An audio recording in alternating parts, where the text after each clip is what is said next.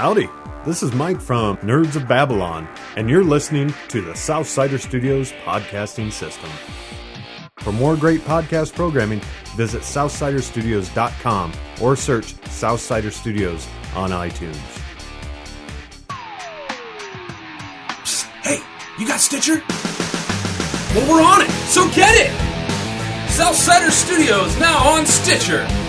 Stitcher is an award-winning provider of news and talk radio for your mobile phone. Stitcher Smart Radio, the smarter way to listen to radio. Cinesmack contains spoilers of the spoiling type. If you don't want your spoilers spoiled, please turn back now. Otherwise, enjoy the show!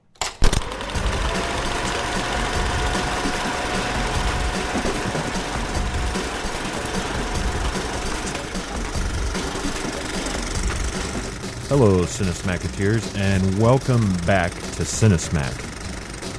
Boy, do we have a good one for you tonight. Okay, I wouldn't say good, but no, not even kind of good. They're horrible, but we'll have fun talking about it. And joining me, as usual, is Tom Postmaster T. Haggis. Top of the morning. I can't even do that. I'm good. Hi.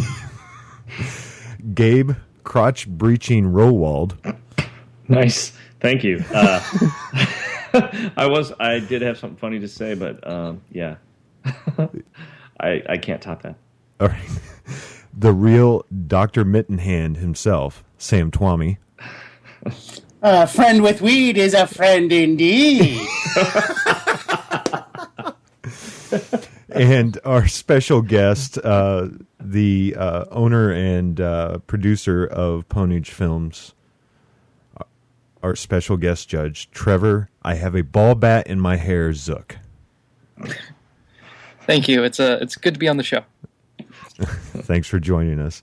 So, fellas, I just got to share one thing with you. We finished watching Leprechaun in Space the other night after we had done a shoot, and one of our actresses stayed with us and watched it with Trevor, myself, and Amanda. And I have to share this quote from her. She was talking about the alien girl. I can't remember her name because I don't think it was that important. Princess Zarina. Oh, thank you. She was a princess. She said this about her. It looks like she got face raped by a pixie because of all the glitter. And I just thought that was kind of funny. So let's go ahead. I'll poke the monkey and let him do his job. Ladies and gentlemen, drag queens and space marines, welcome to tonight's main event. Tonight, we have a knee-high bout of schizophrenic proportions. In the first corner, released in 1997, directed by Brian Trenchard Smith, starring Warwick Davis, Brent Jasmer, and Jessica Collins. Leprechaun 4 in space. In the second corner, released in 2000, directed by Rob Sparrow, starring Warwick Davis, Ice-T, and Anthony Montgomery. Leprechaun in the Hood. Get out your shillelaghs and four-leaf clovers. It's about to get a whole lot unlucky in here. So we'll go ahead and we'll start with round one, which is writing. Tom, I believe you're up first. There's something to be said about a science fiction film that opens with the line, "Does anyone have a cigarette?" For those of you unfamiliar with space stations and ships are oxygen-rich environments where flames and cigarettes are typically bad things. Not only that, if you are a space traveler, it's better if you're not a big smoker because it's best to have very efficient lungs.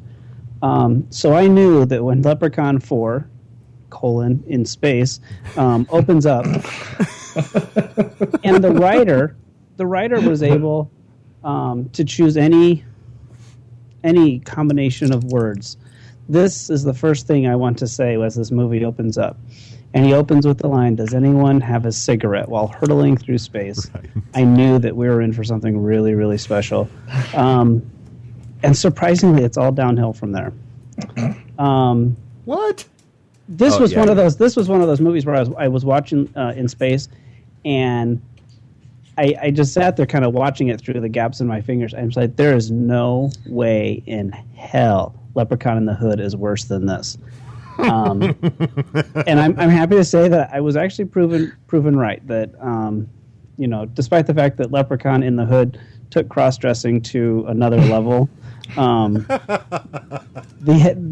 actual plot was a little bit more plausible than Leprechaun in Space. So I am going to give my vote to Leprechaun in the Hood. All right.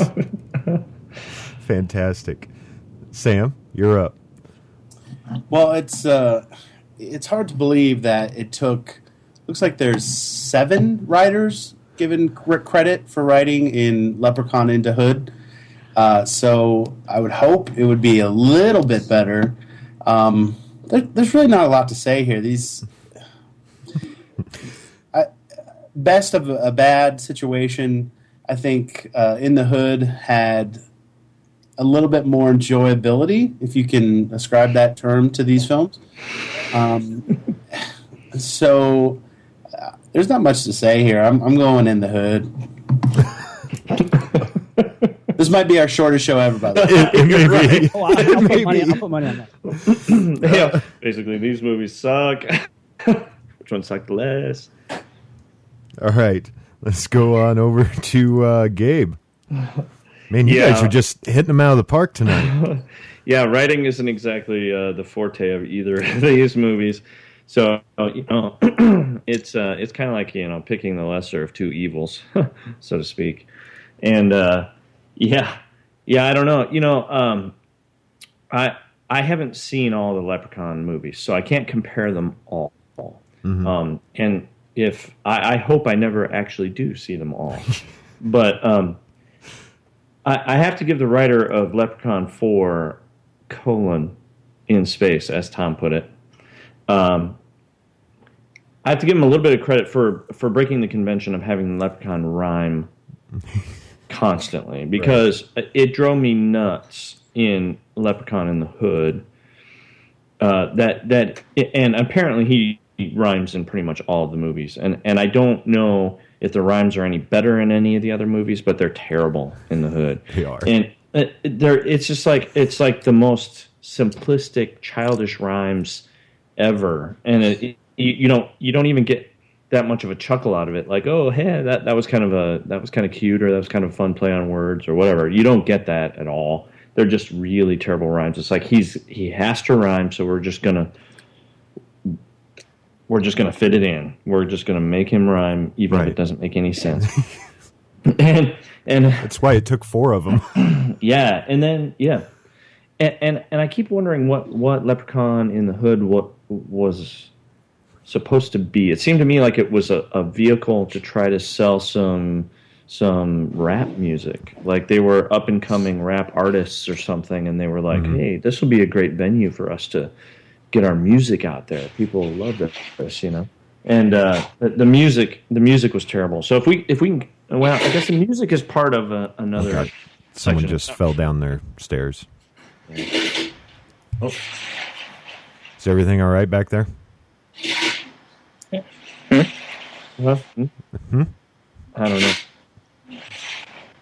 Just sounds like someone is trying to bury someone behind you, Trevor. It's one of my parents digging ice out of. I think they're filling up a thing of tea. Oh, okay. Fair enough. That's a big thing of tea. And it's all the way upstairs, too. Like.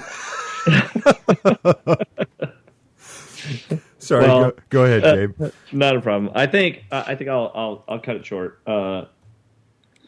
I don't know which one to pick, but because the rhyming kind of annoyed me a little bit, I think I'm going to pick Leprechaun in Space for writing. All right. Thanks, Gabe. Trevor. All right. Well, as Tom pointed out, oxygen-rich environments plus an open flame usually means this movie's going to end in about 2 seconds. Yes. Unfortunately, that did not happen in Leprechaun 4, We can only hope. By the way, they're writers. They're not scientists. This is true, but most people with a high school degree would know that. Do your research. Yeah. The other thing that really bugged me about number 4 was not only that there was open flames in space, but that there was projectiles being fired inside a pressurized cabin. Mm-hmm. Mm-hmm. I mean, one little tiny hole and everyone's dead, which also, again, didn't happen, unfortunately. And I just didn't really care about the characters in number 4. It seemed like they were being forced to deal with a situation that nobody had to deal with. Right. It was like the Leprechaun only needed the princess to be king, and these space marines wanted to kill the Leprechaun because the Leprechaun was on their ship. Like the only reason for that, they didn't really care. He had cost them billions of dollars. He was wreaking havoc on like some sort of mining. See, but they got his gold process. Yeah, some of it anyway, and they shrunk it down. I'm giving my vote to Leprechaun in the Hood. I cared about the characters more. If you can care more. They were more relatable. And I found something charming about the flute that hypnotized people. Okay. Seemed like a better plot device than random boobs cursing people for no reason. Yeah, what was that about? Yeah. I mean, I like boobs as much as the next guy, but that was like, what? Oh, yeah. God, that was awful. Yeah. Oh, by the way, that means you're like sentenced to death or something. The reason Leprechaun in the Hood is better is because it had not 4, but 7 writers. 7. 4 of them on story, 2 of them on screenplay, 1 of them with characters. 7. Isn't that just a sign that maybe, I don't know, we shouldn't make this film? Yeah, you guys bring up the whole smoking in space, and I started laughing when we saw that, when we were watching it. But, I can't even form sentences. Like, I'm just amazed at how bad Leprechaun in Space was. So let's go ahead and we'll move on to our second round. Wow, you guys are flying through this. Are you guys okay?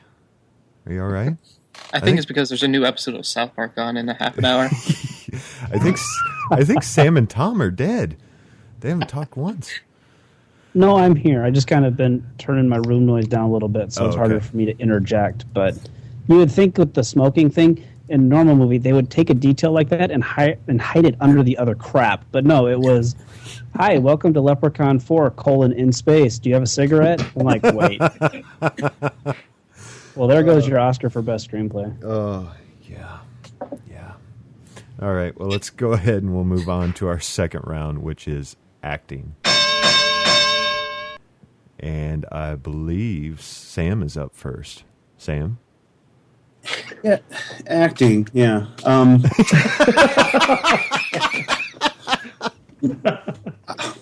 There's something as bad as these films were. I think in the Hood, I really believed portions of some of the characters in that film. I really liked Ice-T's performance. I've seen him a lot on like Special Victims Unit. As he's kind of changed his career from rapping to acting. In a lot of ways, he brought some real cred to that character. He was believable. I thought the young acting duo, the young rapping duo that was the main focus. I thought those guys were really good at points and believable. hands down, I'd have to say acting would probably go to In the Hood, and a big portion of that is when I watched In Space, just the way over the top of Dr. Mittenhand. Yes. Like there's stock character, villain, whatever. He took that to a whole new level. I mean, this guy was just, and some of that's probably a directing choice, which we'll talk about later. But I mean, everything was so over the top anyway. But then this guy comes in, and it's like, it's high school production, and in some ways, I think some high school actors probably could have done a little bit better in toning it down, trying to give some seriousness to this character. But then again, the situations created in Space were so out there anyway that everyone was really kind of just doing these kind of over-the-top stock characters that you didn't really care about at all. Like, by the end of that, I didn't care who died. Like, I was actually really rooting for the Leprechaun. Mm-hmm. And something I didn't mention in the writing, but I felt a lot of times Leprechaun 4 in Space, there were portions of it that felt like a really bad takeoff of Aliens. And you had, characters like Books, who reminded me of Hicks in some ways. Mm-hmm. I don't know. We're not talking any real memorable performances here, but I think hands down in the acting category, I'm going to give my vote to In the Hood. All right. Let's go on over and see what Gabe thinks. Gabe. Yeah. That's you. Yeah, that's me. I think I agree overall with Sam. I felt like in Leprechaun In the Hood that there were moments where the character you kind of actually kind of felt for those characters, and they actually kind of did a pretty good job. Plus, I think they realized that it was they got the campiness right. They knew that it was supposed to be campy, and they pulled it off better. And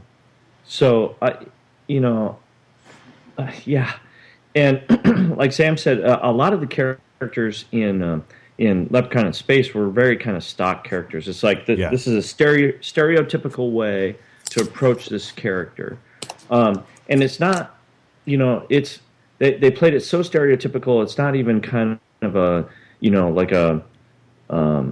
like a farce of that type of character. It's just like there was no creativity there at all. And Dr. Mittenhand. Yeah, it reminds me of some really, over the top, just really terrible, small town production where they don't have any choices in actors, and it's like, okay, well, we'll put Bob in it and he'll do what he can. It was really kind of it wasn't campy. It was just over the top, right? And it kind of makes me think of actors like Johnny Depp, in particular, who can take these characters and really stretch them and push them right to the edge of being over the top, but not really cross that line, and really bring something interesting to that character and make that character their own and something you've never seen before. Mm-hmm. And he's really particularly good at that. It's like he can really take it to the edge, but still make it somehow enjoyable and believable. Whereas, the actor who played Dr. Mittenhand didn't quite have that talent. So I think for lack of a better choice, I'll have to go with In the Hood. All right, Trevor.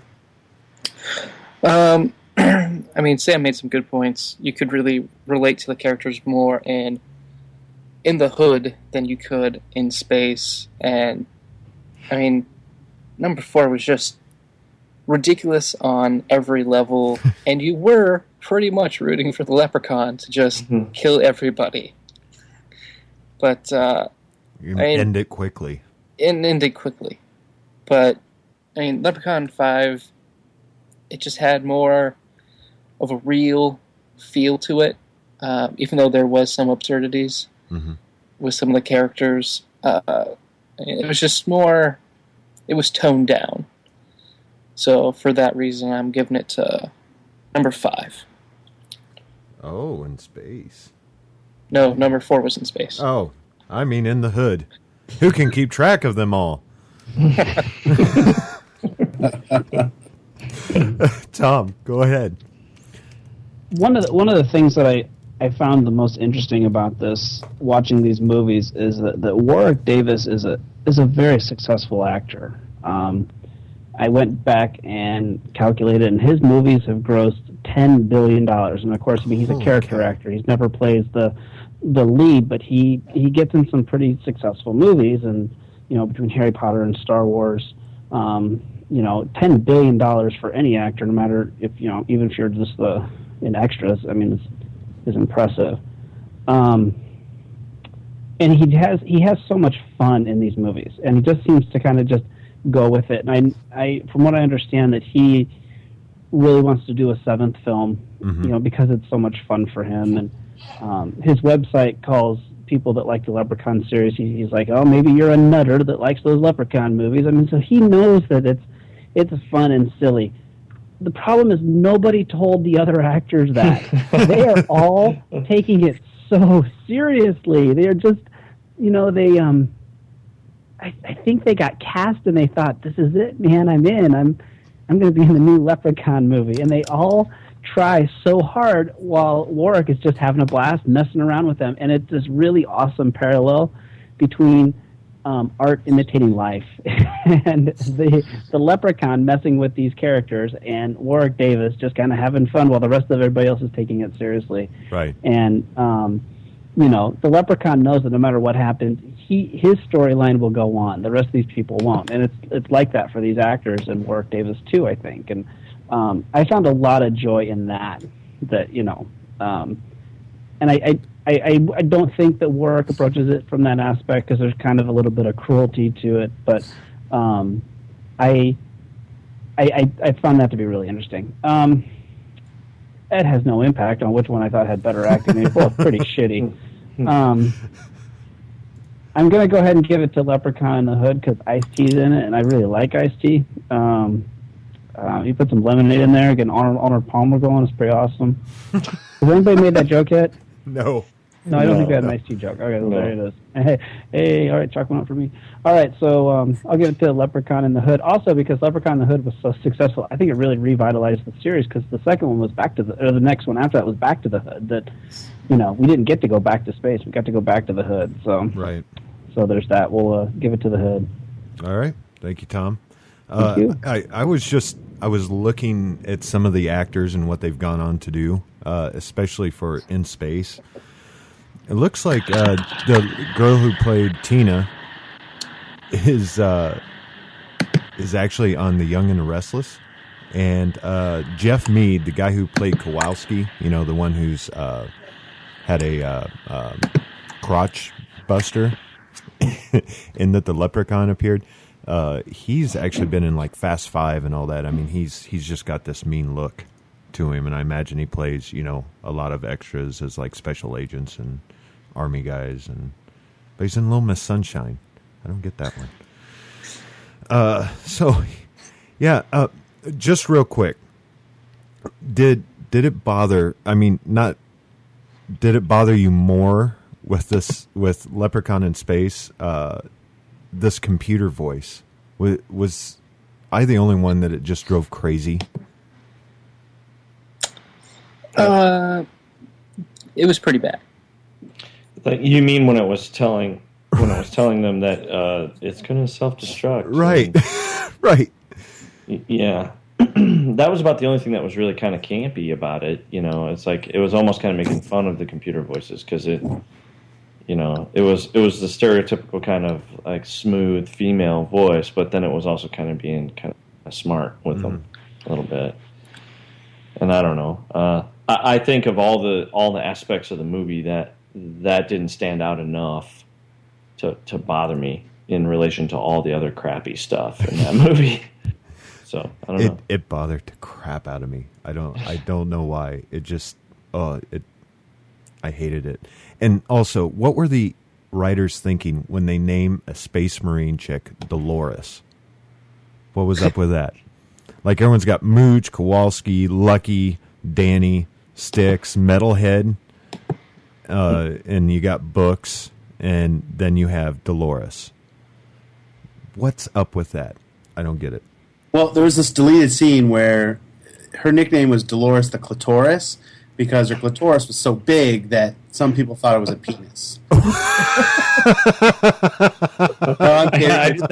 did not catch that in the extra features. That would be something you wouldn't cut if they had wrote it in there. Right. Something. But that was the best writing of the whole thing. And also, real quick before we go on, do you guys think Ice-T helped write the Leprechaun rap for In the Hood? He did. I think he was credited with some of them. Not sure about that. Oh, God. Trevor just got into a wind tunnel. What? Exactly. It sounded like you just stepped into a wind tunnel. Yeah, like that. Well, it's amazing with all the 7 riders that's the way they ended In the Hood was with a rap sequence. Like, okay, y'all, let's just throw a rap here at the end. It's like it was just crazy. Right. I don't know. I think Ice-T, if they didn't have Ice-T in Leprechaun in the Hood, it would have been a lot worse. I mean, a lot worse. I have to agree with that. Yeah. Yeah, how many times were you watching it and you're just like 5 minutes in and going, where's Ice-T? I want Ice-T back. Him and his ball bat. On a lot of the listings and stuff, they also list Coolio as one of the actors. He doesn't say anything. He comes in and he kind of does his little thing, and then he's gone. Right. It's like, oh, right. Well, that was money well spent on Coolio. Well, I just want to bring up that the stellar performance that was given by Postmaster P, that actor has gone on to make such films as I'm Through with White Girls and Why Am I Doing This? So, and he's also on a TV series called Single Ladies. Don't know. Never heard of that. But yeah, I have to say his performance as a drag queen with a gun watching his best friend die was awesome. Let's move on to round number 3. Gabe, you start us off. This is directing. Yeah, what can we say? I mean, we kind of panned the writing quite a bit, especially for the Leprechaun in Space. But I think some of that comes down a little bit to the directing too, because I think it's kind of the director who's the intermediary between what's written and what's actually filmed and what's shown on the screen. So it's kind of like, how much do we blame the writers, and how much do we actually lay the blame on the director for not saying, hey, wait a minute, that doesn't make any sense, or that's really not, that's terrible. Right. But again, in either situation, it's like, wow, the directing really isn't great. I think for these types of movies, it just has to be serviceable. They just have to be there to keep the production moving and get the movie completed. Mm-hmm. I guess they both did that, but not much more. I think because the acting is a little bit better in the Hood, the writing is slightly better in the Hood, and I feel like a lot of that was kind of and the self-awareness of this is a campy movie. Mm-hmm. in the Hood was there. I'll have to give my vote to Leprechaun in the Hood. Leprechaun in the Hood. All right, thanks, Gabe. Trevor, you're up. All right. Well, you and your wind tunnel. Yeah, sorry about that. My laptop gets overworked pretty much every day. I'm just kind of looking on IMDb what the director of In the Hood has also directed. And I'm seeing Sexual Predator, Fathers and Sons, Bloody Murder 2. But it does look like he's directed Criminal Minds. Yep. TV series from 2007 to 2012.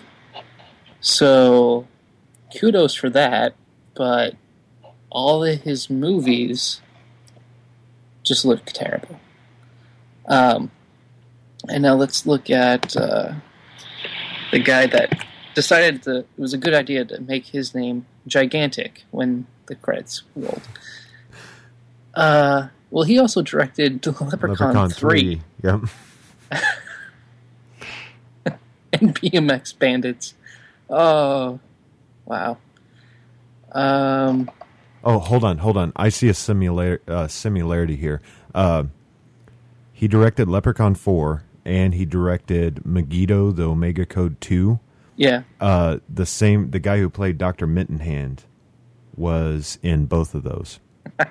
Really? So that's his go-to guy. That's his, that's his Harrison Ford. That's his... Wow, Michael Biehn is in that, though. Yeah, yep. Well, Michael Bihn's kind of fallen from grace. Yeah, But I think guess he's when was back his on name? his way up. But let's see. He also directed Pimpin' Pee-wee and Tyrannosaurus Azteca. Hey, that was a good movie. Pee-wee, man, that's awesome. 3 college buddies search for sex in the summer holidays and end up starting a successful whorehouse. Fantastic. Yeah, I'm going to have to give the directing to Leprechaun in the Hood. Mainly because it didn't seem like there was any direction for Leprechaun in Space. Yeah, that's all I'm going to say about that. Everyone keeps talking about there was no direction for Leprechaun in Space. I just picture him sitting there counting his money like in... Did any of you guys see Jay and Silent Bob Strike Back when they got on the set of Goodwill Hunting 2? Yeah. And he's just sitting there counting his money. I imagine that's what this was. He's like, I don't care. Just go ahead. Roll him. The action. He's just counting his money. So, yeah. God, it's so bad. I think I actually enjoyed Birdemic more.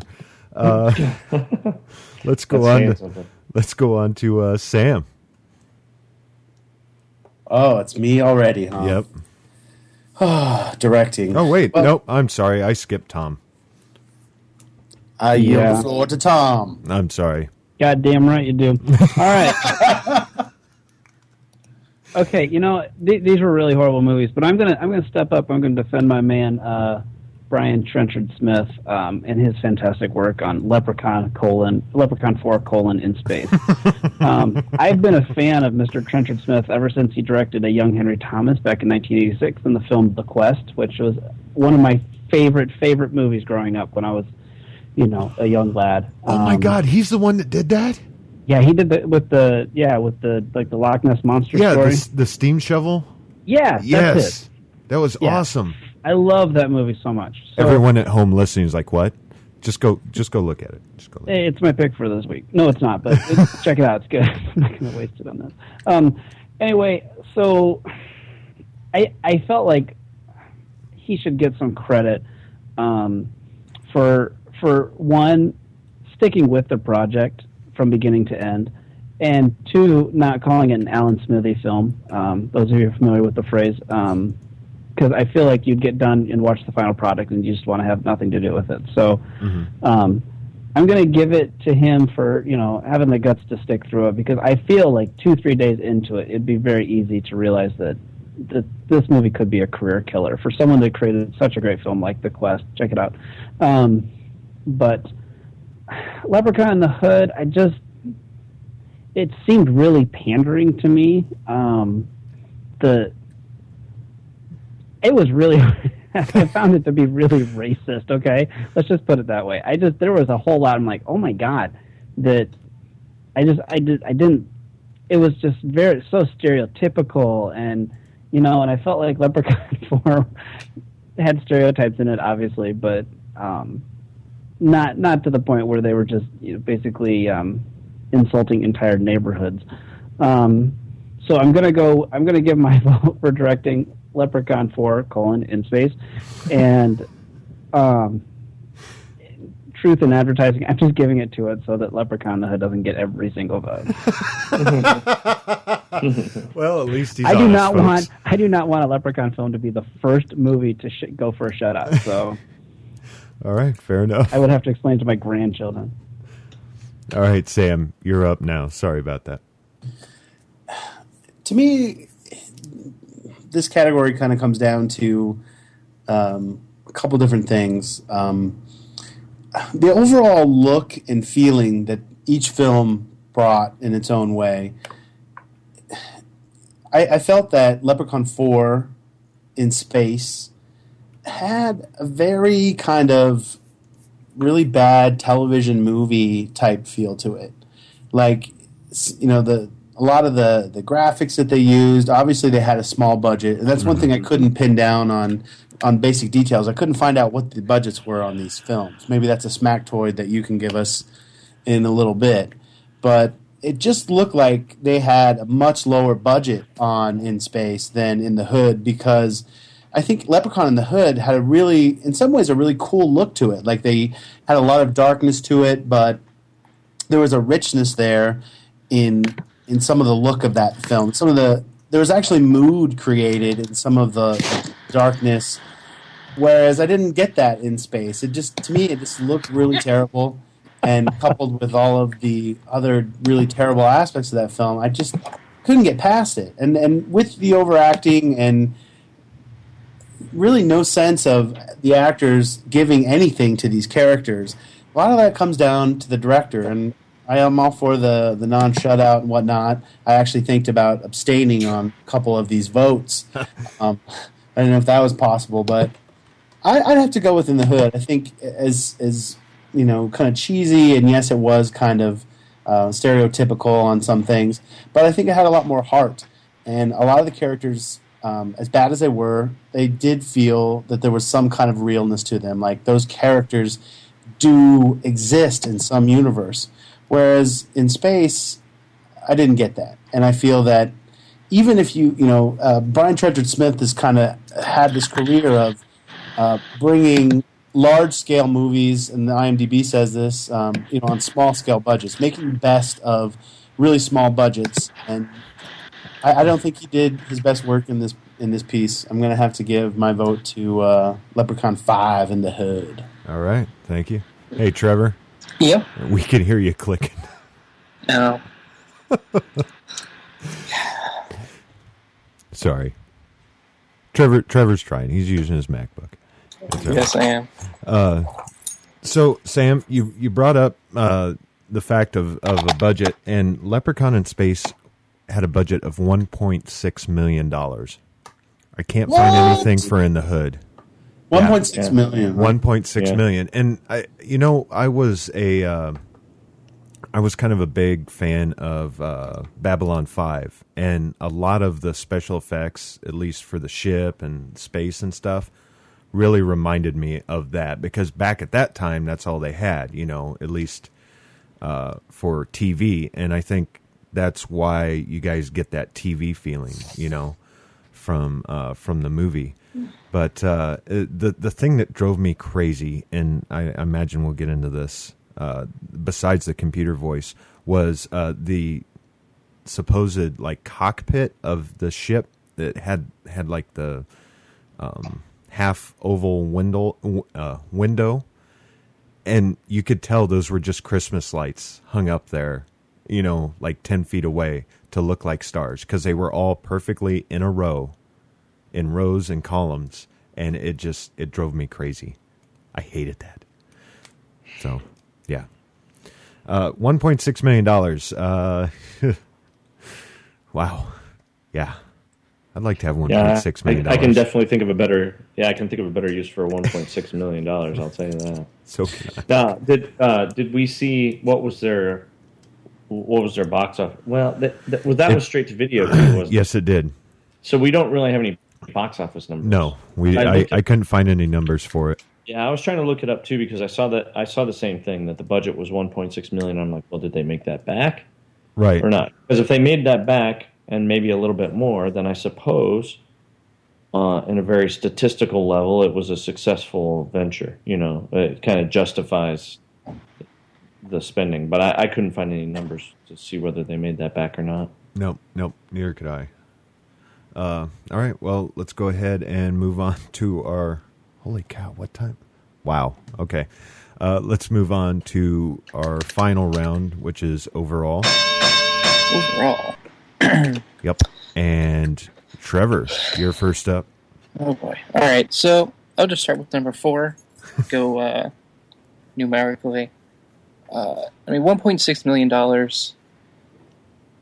I can see where they spent it, but the way that they distributed it to the different parts of the story and to different departments in the production just really felt lopsided. Where there's, at times, really great costuming and makeup, and other times you're just wondering, did they hire a 5-year-old to make that? Right. And it's, if it would have been more consistent overall, it probably would have been a better film. But because there was such lopsidedness with good and just terrible, that I don't know, it's just bad. It's really bad. And then when you look at number 5, they didn't really take a lot of chances with anything. Like, there was little practical and visual effects, and it looked like it was filmed with like an 8mm, maybe even 16mm film. Mm-hmm. And I can't find any information on budget for that movie at all. Where they must have literally just gone out, shot it with maybe not even a budget for the film part of it, mm-hmm. but they spent it on editing and the actors and getting the talent in there, which Right. seems like a better use of money than they did in space. However, with $1.6 million in, what was it, 97 or 93? I've gotten conflicting. 97. Was it 97? Yep, 97. Maybe I was looking at a wrong IMDb for it. Yep, 1997 is the release date on it. Okay, yeah. So I think it was number 3 that was... No. I don't know why I thought 93 for some reason. Oh, that was the first one. Okay. So, in 97, it just seems a little unacceptable. Had it been early 90s, it would have been alright, and it would have felt more in place. But then when you look at In the Hood, that was made in the year 2000. What went wrong with every aspect of that film? Because, technically speaking, I think In Space looked like a better film. But I like visual effects, and I know that they had a really small budget for it. And they did quite a lot with what they could. And just In the Hood, in the year 2000, that's what they made. It just baffles me. However, despite the excessive rhymes and terrible raps and cross-dressing, I'll have to say Leprechaun in the Hood was a better movie, but I feel like I enjoyed number 4 just a little bit more, and I have no idea why. It might have been this is terrible. It amused me. I was like, this is terrible. They can't possibly be trying, but if they are, it's just one of those things where if you're watching an accident, you just can't look away. That's why people watch NASCAR. It's right. Yeah. People just like to see things fail. And I think that was a classic example. And then there wasn't, they had 3 years between Leprechaun 4 and Leprechaun 5 to come up with what they did for Leprechaun 5, and it seems like years were wasted. I mean, had they made Leprechaun in the Hood in '96 and it just kind of sat there on a shelf and they just released it in 2000, I would enjoy it a little bit more and it would make a lot more sense. Mm-hmm. But yeah, that's about all I got on it. So you're voting for In Space, huh? Yep. All right. Fair enough. Trevor's like, just pick one. Just pick it. All right. Well, let's move on down to Tom. So, we're recording this podcast on a Wednesday, and this morning at like 4 o'clock in the morning, I woke up with this terrible pain in my side, and I thought it was residual from watching Leprechaun 4. But it turns out I had a kidney stone, and I hadn't finished Leprechaun 5 yet. So I took my iPod, and I watched it on the hospital's Wi-Fi on my little iPod screen while I was getting poked and prodded and wow. my IV and stuff. Yeah, and it was a really nice experiment in associative pain. So I just want to put that information out there so that people are understanding where I'm coming from. But I'm gonna try and approach this as serious as I can. Okay. The fact of the matter is, Leprechaun 4 really doesn't try to be something that it's not. It's campy, it's silly, it's hokey. It's about a little green man and a thing of gold in outer space. I mean, and it never ever tries to go beyond that. The special effects aren't that great. The acting is really bad. The script is awful, as we've said. But when I'm watching Leprechaun in the Hood, it feels like that they're like, all right, we're going to do a fifth one, and they clapped their hands and said, all right, we can do this. We can break the Leprechaun curse, and we can take this franchise in a new direction. And everyone tries so hard, and I feel like these films are more entertaining when people are like, it's a Leprechaun movie. It's about a Leprechaun in space. What are you going to do? Uh-huh. And so I give credit to Leprechaun for in space because it doesn't try so hard. And I found Dr. Mittenhand oddly interesting. He was kind of like the Ice-T of the fourth one. I'm like, where is he? Because, he's making this somewhat, he's actually evoking an emotional response from me. I mean, it was nausea, but it's an emotional response. And,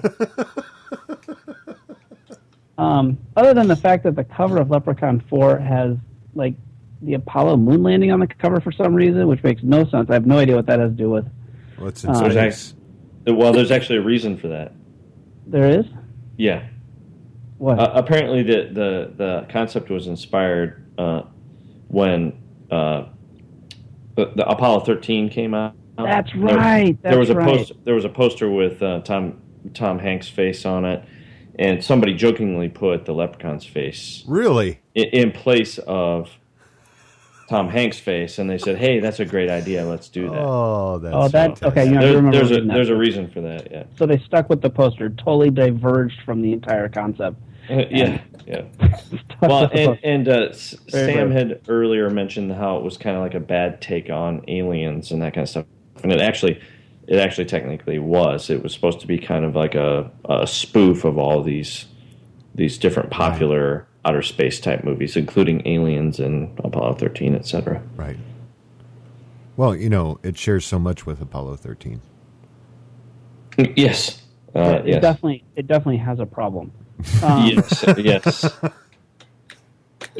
So I guess I'm going to give my vote to Leprechaun 4, in space because blah, blah, blah, blah, blah, blah, blah. Thanks. Well, thank you, Tom. Sam, go ahead.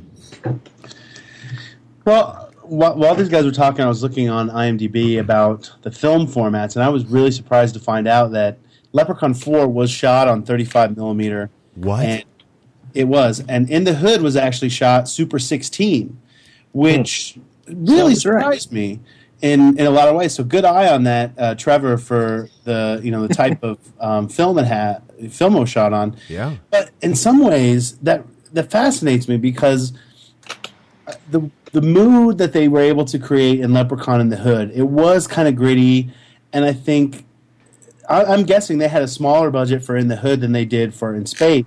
But what they were able to do with that budget, both with kind of dispersing it throughout all the departments, so there wasn't a lopsidedness in, say, the makeup. Whereas in 4, there was portions of, say, the Leprechaun makeup was good at points, but then in some of the close-ups, you can see really bad liner work on the mouth in space. I mean, just really bad makeup. And then the whole, glitter princess, like, that was just atrocious. That is something that you look for someone that is shooting one of their first films or something. I mean, especially if they had an actual makeup budget. I think most of the money in 4 probably went to Warwick Davis, and then his specific makeup, and then very little to some of these other departments. But getting back to the film format, what the film team was able to do with more limited resources, I'm assuming, because none of us know the budget for Leprechaun in the Hood, but it seems like they were able to get much bigger bang for their buck. They were able to kind of revitalize the series and bring a lot of new fans and extend the life of this series. Whether that's good or bad, can't say. But I really applaud the filmmakers for doing that, because they were able to get a very specific look and kind of revitalize this franchise, and that says something to me. There's something about Leprechaun in the Hood is as bad as we've talked about it. I'm kind of glad I watched it. In some ways, to know what I want to avoid for some of my own work in the future. Right. But there was some fun to it, and the fact that the Leprechaun discovers weed in the hood, also stereotypical, but very funny that. In that moment, like he's not going to kill him. He just wants to smoke his weed at first, and then by the end, he's got his own stash, and he's smoking it up. So I think all things considered, I'm going to have to go Leprechaun in the Hood, and we'll leave it at that. All right, thank you, Sam. Gabe, you're the last one. Wow. Yeah, there's not a lot left to be said, but I think continuing on Sam's point. I think these movies can be educational on a certain level, especially to young filmmakers and aspiring filmmakers like us. It gives us kind of an idea of what not to do. I think we can learn a lot from these movies, and I think actually we can learn a lot about like what we can do to make a better movie on a smaller budget. Having participated in filmmaking projects, over the years, one of the things I've gained is a lot of respect for anybody who completes a film, good, bad, or ugly. That if they complete the film, if they go through the entire process and actually release the film in some way or another, I have a great amount of respect for them and the effort that it goes through. Because I'll tell you, even making a terrible movie is a lot of work, and it takes a lot of dedication to get it done. So as much as we've been panning these movies the whole time, you have to give somebody somewhere some credit for just getting it done. They're out there for us to watch, and they're terrible, but they made them. And, that's more than I can say. I have to give some credit to both these movies for that. Now, if I have to pick a favorite or an overall best, I don't know. In this category, we're supposed to talk about things like music and special effects, and neither of them is good in either of those categories. The music is terrible in both, but I think the music is worse, believe it or not, in space. Leprechaun 4: in space. The music is terrible. It just sounds like somebody sat down with their Casio keyboard and watched the movie and tapped out a few notes during the first run through, and there's the soundtrack. Whereas the rap songs in the Hood were not great. There was definitely a little bit more talent there. They at least went through some trouble to write these songs, and right. And they were mildly entertaining. In the Hood gets a little bit of credit there, and then the special effects are just terrible in both. I mean, in the Hood, there's a part where he gets like turned to stone. There's the necklace that goes around his neck and turns him to stone for whatever reason. That's never really explained, but we understand that that's what happens with that particular necklace. And when he turns to stone, it's just terrible. It's just like, wow, that is really bad. Like it doesn't even look like him. It's just like they went and got a garden gnome and kind of hacked it up a little bit and made it look like a leprechaun. I don't know. But the special effects in Leprechaun 4 in space are just miserable. I mean, yeah, there's just nothing about the special effects that's really very... The purple lightning? Come on. It's purple. God. Well, yeah, geez. And then, there are shots of Dr. Mitten Hand from behind. Right. Like from the front, I was like, oh, that's pretty interesting. They kind of had some fun with that. They did an okay job with that. But then from behind, it's clearly this animatronic thing that's just really terrible. And you're like, they didn't even try with that. That's just really bad. It's an RC car with a box built on top of it and a mannequin head. Right. But it kind of moves a little bit. So, I don't know. So, I don't know. I feel like, that $1.6 million budget wasn't well spent. And they definitely did a better job with In the Hood. So I think, as hard as it is to decide, I think overall I'm going to have to give it to In the Hood. All right, fair enough. You were talking about special effects, and the purple lightning stuck out. I already talked about the stars out of the front of the ship. Let's see what else. The cave. Oh my God, the cave was horrible. Oh God, I know. And it was supposed to be made of gold, and it looked like, I don't know, it looked like aluminum foil or something. And paper spray painted. And, it was really bad. Right.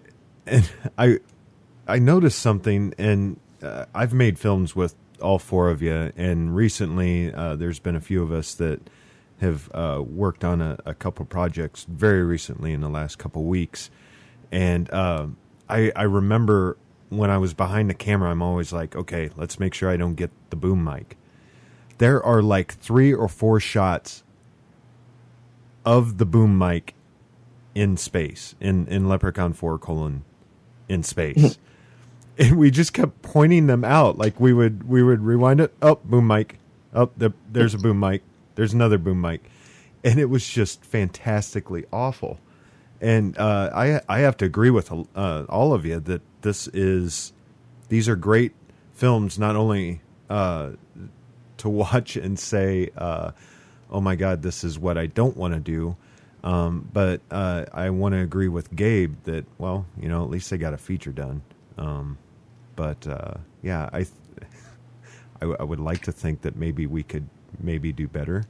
So we'll have to put our money where our mouths are. And Tom, do you have that $1.6 million we can borrow? No, not at this time. It's currently tied up in horses being used on the HBO series Luck. Although I understand that's changing. So. Oh yeah. I'm sorry about that. I'm sorry. Was that too soon? You might want to get your money back real quick. Why? What happened? Oh no, nothing. Nothing. Okay, let me pull up CNN. Nothing. Oh my God! Oh my God! If you put your money in Luck, you may end up a dead duck. Thank you, Sam. Just real quick, the cut that Dr. Mittenhand I should have invested in Leprechaun 7, in the basement. In the basement. The cut that Dr. Mittenhand puts on Tina's thigh is visible before he attacks her. That's something that we caught.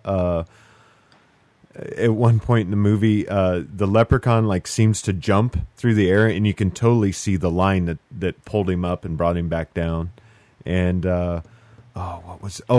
Mittenhand, when he tries fixing his computer, he slams on it with his fist. You can totally see his arm behind him, the one that's supposed to be not there. Or not supposed to be visible, I guess. So yeah, wow, what some films. It looks like the monkey has finished tallying the votes. So right before we announce who won this spectacular bout, let's go ahead and go to you guys for what you would recommend this month for people to catch. And you know what? Let's just go ahead and start with, I don't know, Sam. Well, my pick this month comes to us from 2003. It's a movie called Party Monster. It's set in New York in the late 1980s. It has to do a lot with the club scene. It stars Seth Green and Macaulay Culkin. It chronicles the rise and fall of the club kid promoter Michael Alec, who's a party organizer whose extravagant life was sent spiraling downward when he ended up killing his roommate, friend, and drug dealer, Angel Melendez. It's based off the book Disco Bloodbath, I believe it is, by James St. James. It's a really an acquired taste. Some people really don't. They feel that the performances aren't that good. But when you look, there's also a documentary out there about Michael Alec that kind of shows you the real people that Macaulay Culkin and Seth Green are playing.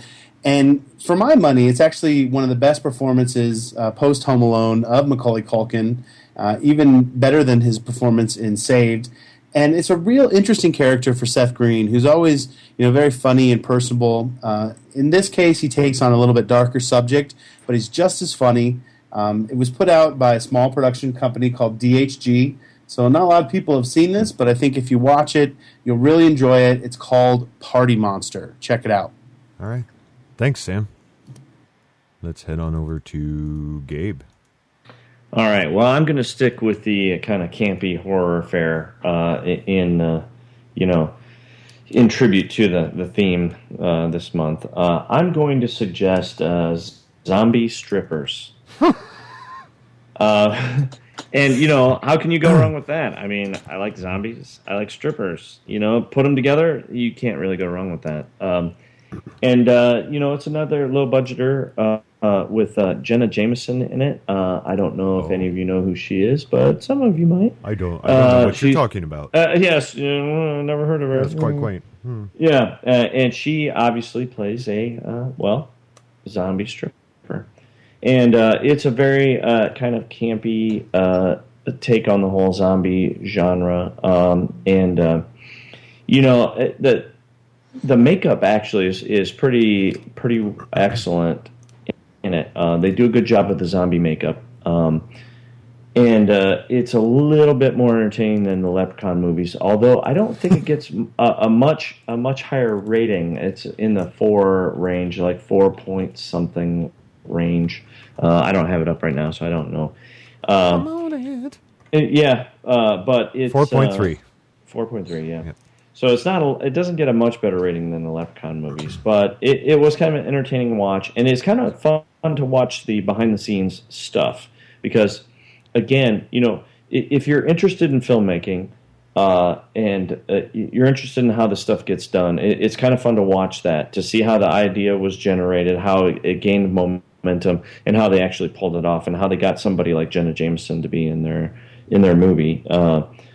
It's kind of fun to watch some of the special features with this too. So, my campy recommendation this month is Zombie Strippers. All right. I have to say my favorite film of Jenna Jameson's is Fillmore Butts Taking Care of Business. Nice. Nice. Yeah. But right under that is the F Zone. She's just spectacular in that. She has done a lot of movies, and there are probably a lot of movies you do not want to watch with your kids around. So let's go to Tom. Yeah. Okay, my pick. I'm going to pick a good movie, because it's Leprechaun 4, Leprechaun 5. So if you need to wash the taste out of your mouth, I recommend this little juicy tidbit. It's a 2010 Australian crime movie called Animal Kingdom. It's the story of an Australian crime family, and their nephew, his mother dies, and he moves in with this family of brothers who live together and commit crime together. And this matriarch mother character that oversees the family and the household, played by Jackie Weaver, which is one of the best performances in the last 10 years from anyone. She was nominated for a Best Supporting Actress award for it last year. I would really recommend if you're checking it out. It's kind of a slow simmer. It takes a little while to build, but everything that is in there has a purpose. It's not a movie where you get to the end and go, wow, they could have trimmed half an hour out of that, because it's a slow boil is really the best way to kind of describe it, and I absolutely love it. If you want to see just the pinnacle of really great acting, really great writing, really great directing, this is a movie you need to check out. I mean, and as a crime movie goes, I would say it's better than The Departed. I know that I'm going to get emails and crap for it, but death threats. It's death threats. Yeah, people are going to throw me off the top of a building. Ooh, spoiler alert. So, not for Animal Kingdom in the other one, but the way that the movie, the way that Animal Kingdom and the way that this crime family really is just humans are animals, and this is our complicated way of our basic instincts of survival and betrayal and everything else. It is so good. I really, really recommend it. If you really want to appreciate, watch Leprechaun 4, in space first, and then watch Animal Kingdom. It'll be the greatest thing you've ever seen. Trevor, what you got? Oh, boy. Well, I haven't really seen any great movies lately. Let's see. The last 3 I've seen have been Leprechaun 4 in space, Leprechaun 5 in the hood, and the 41-year-old version who knocked up Sarah Marshall and felt super bad about it. I'm sorry. It made watching Leprechaun 4 a little bit better. But if you are going to watch that movie, it pays off in the end during the end credits. They just set something up so well, and I was laughing so much in comparison to the rest of the film. Like, I was laughing for probably 10 minutes straight at this little gag that they do at the end, and well worth it. Even though I did have to sit through like 90 minutes of already used crap. The other things I watched recently is the Brothers Quay collection, which was lent to me by a coworker of mine. But they're just these 2 guys who started doing these stop motion animations. Some of Tool's music videos are really inspired by these guys. It's really creepy and dark stuff, but the techniques used in them are so beautifully done. Like, not only are they moving things frame by frame by hand, but they're also doing stop motion optical effects. They're doing shifting the depth of field and all of this stuff frame by frame. And to be able to just sit down and do it and to make it look good, it blows my mind. Wow. So there's my pick for The Brothers Quay. The Brothers Quay. Just check them out. All right. Thanks, T-Rev. Yep. I'm going to stick with the St. Paddy's Day theme, and I'm going to recommend John Ford's great film from 1952, The Quiet Man, with John Wayne, Maureen O'Hara, and Barry Fitzgerald. It's a story about a retired American boxer who returns to the village where he was born in Ireland, where he finds love. And I remember watching this with my mom and dad every St. Patrick's Day as I grew up. And I have on my iPod the entire soundtrack by Victor Young. And I have a real fondness for John Ford, just because that man had a great eye for cinematography and for capturing moments. So definitely check it out. It's about 5 points higher than Leprechaun. Any of the Leprechauns, it's at an 8.0. It's great. It's funny. It's serious at times, and I would recommend watching it with someone you love too, because it's pretty romantic. So let's go ahead, and I'm going to poke the monkey, and he's going to announce who won. Ladies and gentlemen, may I have your attention, please? Your winner by decision is Leprechaun in the Hood! You've got to be kidding me. This is an outrage. This is a freaking outrage. I'm so angry and tired. So angry and tired. It's like waiting for the out. It's like waiting for the winner of the Republican primary season. Like, someone's going to win, but you don't really give a shit who it is. You know, that's my take on it. I like that. I like that. Is it over yet? No, not yet. All right. Well, where can people find you guys? Where can they watch some of your films or your videos or what have you? Let's start with Tom. Yo, everybody, I'm on Facebook, Tom Haggis. And then if you want to check out, getting into wedding season, we're just starting launching up our fabulous, beautiful, artistic wedding films. You can check them out at weddingdayrewind.com. Although if you're following me on Facebook, I've been throwing them up there and everything. That's it. All right. Thank you, Tom. I hope you get the feeling better, by the way.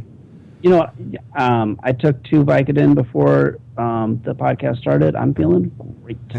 Fantastic. Sam. You can find me on Facebook, Sam Swami. Also, as we get closer to the summer, you can always find me at 48hourfilm.com/Des Moines as we get ready for our 8th season of filmmaking fun here in Des Moines. Woohoo! Gabe.